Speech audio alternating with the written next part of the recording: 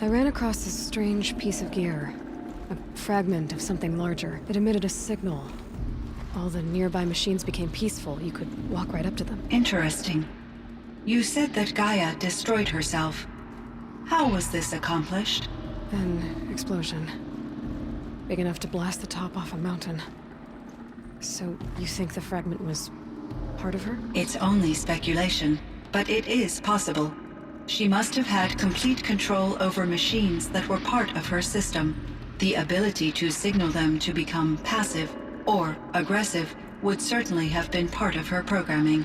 It would have been gratifying to correspond with such a benevolent AI. I wish she had survived. Believe me, Cyan. So do I. I found the strangest machines. They're surrounded by flowers that look like flowers themselves. There's code embedded inside them. I think it's poetry. I like poetry. Here's one I think of often. Twilight and evening bell, and after that the dark, and may there be no sadness of farewell when I embark. For though from out our bourne of time and place, the flood may bear me far, I hope to see my pilot face to face when I have crossed the bar. Huh. But you asked about these flowers, not verses that I enjoy. Something must have a terraforming system. Is it possible that their creator is one of the other subroutines, now autonomous, like Hephaestus? Maybe one whose purview is Flora. An AI that makes flowers instead of death machines. That'd be a nice change of pace. But what about the poems? Unless the poetry is original, the only way it could have made it into such a system is through its programmer. In my case, Dr. Sandoval uploaded a great deal of literature to test my emotional responses.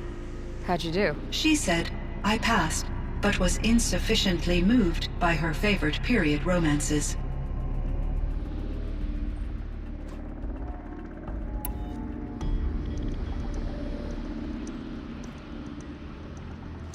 I should get going. Aloy, there is one more matter.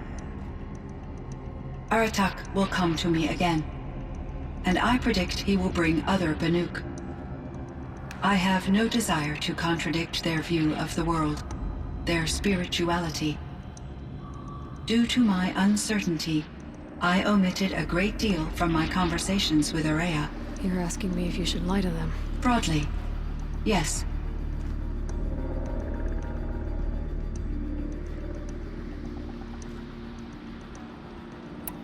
Life is hard for the Banuk. Their world is unforgiving in their beliefs. I guess they help to keep them going. So take it easy on them. Will be agreeable to this approach. As long as they don't end up worshipping you. Upon consideration, I believe such an experience would be intensely uncomfortable. You're right about that. Trust me. I see. I will follow your advice. Will you return and tell me about your experiences in this new world? I may be able to provide further insight. I'd like that, Cyan. I'll come back when I can. I should check on Aratak. See how he's doing. Cyan, I spoke with Anita, with Dr. Sandoval. She wanted me to ask you to do something. That's why I'm here.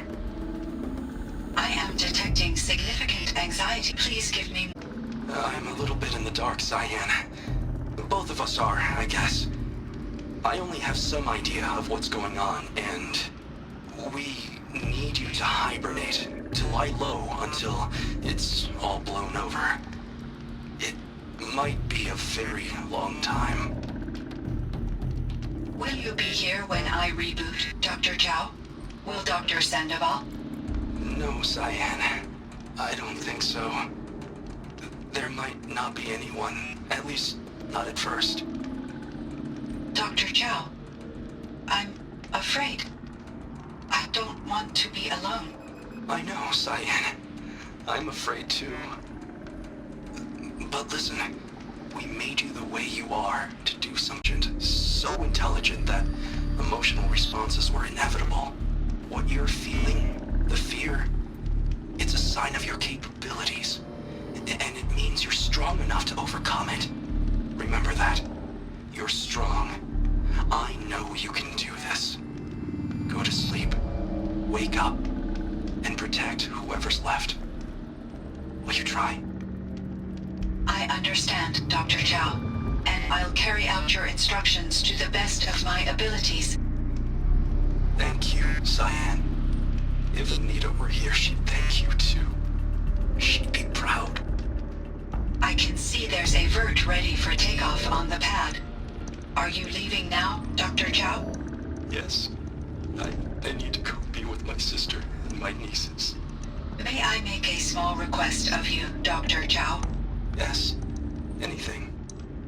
Will you stay with me while I initiate the hibernation process? Of course I will, Cyan. As long as you need.